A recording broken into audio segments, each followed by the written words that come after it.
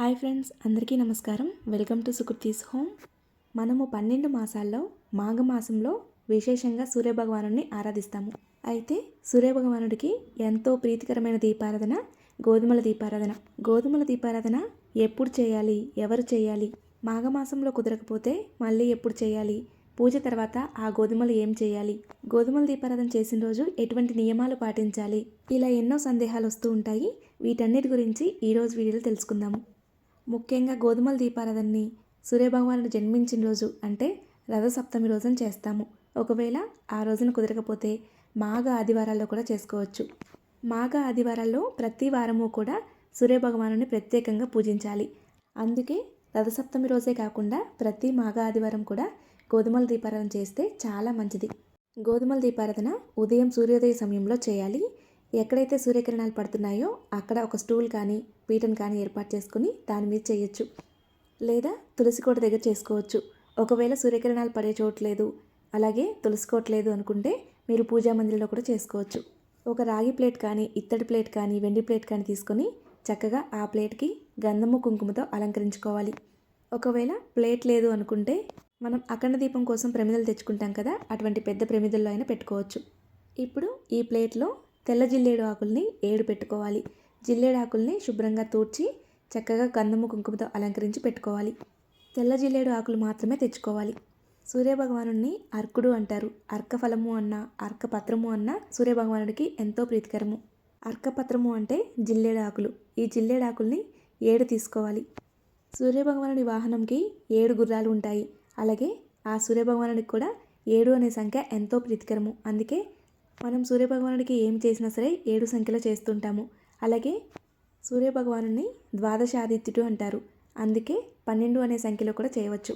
ఇలా చక్కగా 7 పత్రాలను ఏర్పాటు చేసుకొని దీని మీద గోధుమలు పోయాలి. గోధుమలు ఇన్నే పోయాలి అని లెక్క అయితే ఉండదండి.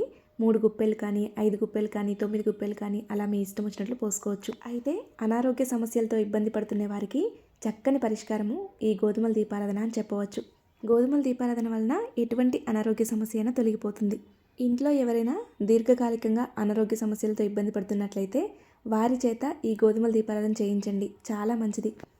అలాగే కొంతమంది సంకల్పంతో చేస్తారు. 7 ఆదివారాలు గోధుమ దీపారాధన చేస్తామని సంకల్పంతో ప్రతి ఆదివారం కూడా ఉదయాన్నే గోధుమల దీపారాధన చేసి ఆ రోజున ఉప్పు లేకుండా భోజనం చేస్తారు. అలా సంకల్పంతో గోధుమల దీపారాధన చేసిన రోజు ఉప్పు లేకుండా భోజనం చేయాలి. అలాగే ఒక్క పూట భోజనం చేయాలి. అదేవిధంగా రథసప్తమి రోజు కూడా ఉప్పు లేకుండా భోజనం చేస్తే చాలా మంచిది. ఇక్కడ చూపించిన విధంగా గోధుమల మీద పసుపు కుంకుమ వేసి ఆ తర్వాత ఒక తమలపాకు పెట్టుకొని దాని మీద ప్రమిద పెట్టుకోవాలి. ప్రమిదకు కూడా బొట్లు పెట్టి పెట్టుకోవాలి. ఆ తర్వాత నువ్వుల నూనె కానీ, ఆవు నెయ్యి కానీ, కొబ్బరి నూనె కానీ వడ్డించాలి. దీనిలో 7 ఒత్తులు కానీ 12 ఒత్తులు కానీ వేయాలి.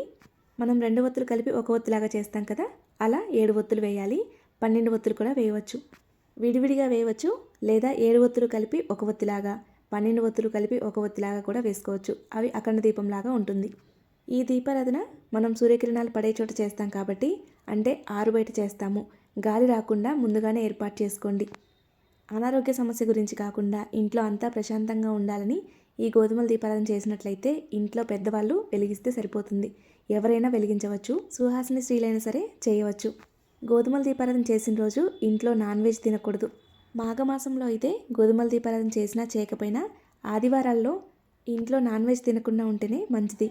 అలాగే గోధుమల దీపారాధన చేసినా చేయకపోయినా ప్రతిరోజు లేదా మాఘ ఆదివారాల్లో అయినా సరే సూర్యునికి ఆర్ఘ్యం సమర్పించి సూర్య నమస్కారాలు చేస్తే చాలా మంచిది. ఇలా 7 ఒత్తుల్ని కానీ 12 ఒత్తుల్ని కానీ ఏర్పాటు చేసుకున్న తర్వాత ఏకహారతితో దీపారాధన చేయాలి. దీపారాధన చేసి దీపానికి కుంకుమ అలంకరించి అక్షింతలు పుష్పము సమర్పించాలి.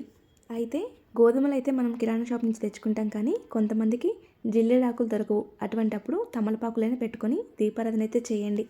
అలాగే ప్రమిద కూడా కొత్తది లేదు అని దీపారాధన చేయటం మానుకోకండి. మీ దగ్గర ఏది ఉంటే అది శుభ్రంగా కడిగేసి దీపారాధన చేయండి. అయితే రథసప్తమి పూజలో అయితే మనం పూజ కోసం పీఠం ఏర్పాటు చేసుకుంటాం కదా, ఆ పీఠం మీద చేసుకోవచ్చు. అలాగే విడిగా దీపారాధన ఒక్కటి చేయాలి, గోధుమల దీపారాధన ఒక్కటి చేయాలి అనుకుంటే ఒక పీటను ఏర్పాటు చేసుకొని దాని మీద అష్టదళ పద్మ ముగ్గు వేసుకొని దాని మీద నేను ఇప్పుడు ఎలా చూపించానో ఆ విధంగా చేసేసుకోవచ్చు. దీపారాధన చేసేటప్పుడు కూడా ముందుగా ఆ విఘ్నేశ్వరుని తలుచుకొని ఆ తర్వాత సూర్యభగవానుని సకల దేవతామూర్తిని తలుచుకొని దీపారాధన చేయాలి. పూజా మందిరంలో చేసుకోవాలి అనుకున్నా సరే పూజా మందిరంలో నిత్య పూజ చేసేటప్పుడు దీపారాధనతో పాటు ఈ దీపారాధన కూడా చేయాలి. గోధుమల దీపారాధన వలన అనారోగ్య సమస్యలు దూరం అవడమే కాకుండా సకల పాపాలు కూడా తొలగిపోతాయి. ఇంట్లో అంతా ప్రశాంతంగా ఉంటుంది. దీపారాధన చేసిన తర్వాత ధూపం చూపించాలి.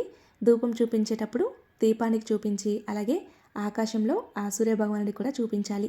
సూర్యుడు మనకి ప్రత్యక్ష దైవము. మనం ప్రతిరోజు కూడా సూర్యభగవానుని ఆరాధిస్తే ప్రశాంతత లభిస్తుంది. అలాగే ఇలా దీపారాధన చేసి ఆదిత్య హృదయం పఠించండి. సూర్యాష్టకం చదువుకోండి. ఎర్రటి పుష్పాలతో తెలుపు రంగు పుష్పాలతో పూజ చేసుకోవాలి. అలాగే సూర్యుడిని ఆరాధించిన రోజే కాకుండా ప్రతిరోజు కూడా ఆదిత్య హృదయం పఠించడం వలన ఆరోగ్యం మెరుగుపడుతుంది. ఆరోగ్యం విషయంలో ఎటువంటి ఇబ్బంది లేకుండా ఉంటుంది. ఆ తర్వాత సూర్యభగవానుడికి నైవేద్యం సమర్పించి హారతి ఇవ్వాలి.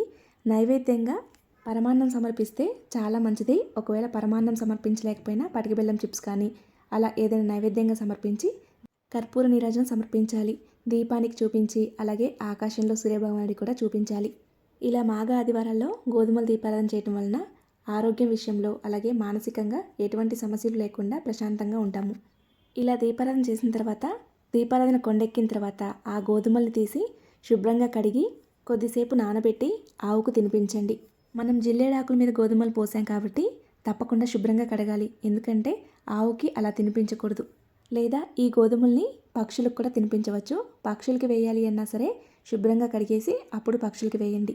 లేదా మీకు మొక్కలు పెట్టుకునే ప్లేస్ ఉంటే మాత్రం గోధుమల్ని అక్కడ నాటితే చక్కగా గోధుమ గడ్డి పెరుగుతుంది. ఆ గడ్డిని మనం రకరకాలుగా ఉపయోగించుకోవచ్చు. ఇప్పుడు షుగర్ పేషెంట్స్ కోసం గోధుమ గడ్డితో జ్యూస్ చేసి తాగుతున్నారు. అలా రకరకాలుగా ఉపయోగించుకోవచ్చు. లేదా ఆ గడ్డిని ఆవుకు తినిపించవచ్చు. ప్రమిదని శుభ్రంగా కడిగేసి మళ్ళీ మనం పూజల్లో ఉపయోగించుకోవచ్చు. మనం మాఘమాసంలో మాత్రమే విశేషంగా సూర్యుని ఆరాధిస్తాం. కానీ కొంతమంది ప్రతి నిత్యము ఆర్ఘ్యం సమర్పించి సూర్య నమస్కారాలు చేసుకొని సూర్యుని ఆరాధిస్తూ ఉంటారు. అలాగే ప్రతి ఆదివారము నాన్ వెజ్ తినకుండా ఉంటారు, ఉపవాసం ఉంటారు. మనకి ప్రతిరోజు అవన్నీ చేసే ఓపిక లేకపోయినా సరే స్నానం చేయగానే తులసికోట దగ్గర నమస్కరించుకొని నీళ్లు పోసి వస్తాం కదా, అప్పుడు సూర్యభగవానుని నమస్కరించుకోండి. పిల్లలకు కూడా అలా అలవాటు చేయండి. జీవితంలో చాలా మంచి మంచి మార్పులు చూస్తూ ఉంటారు. ఆరోగ్యంగా చాలా బాగుంటారు. అయితే మాఘ ఆదివారాలు అంటే 4 వారాలే వస్తాయి కదా, మరి సంకల్పం 7 వారాలు ఎలా తీసుకోవాలి అనే సందేహం మీకు రావచ్చు. ఒక సంకల్పంతో 7 వారాలు గోధుమల దీపారాధన చేయాలి అనుకుంటే సంవత్సరంలో ఎప్పుడైనా చేయవచ్చు. అయితే ఏదైనా మధ్యలో ఒక వారం అడ్డు వస్తే ఆ వారాన్ని లెక్కించకుండా మళ్ళీ తర్వాత వారం నుంచి కంటిన్యూ చేయవచ్చు.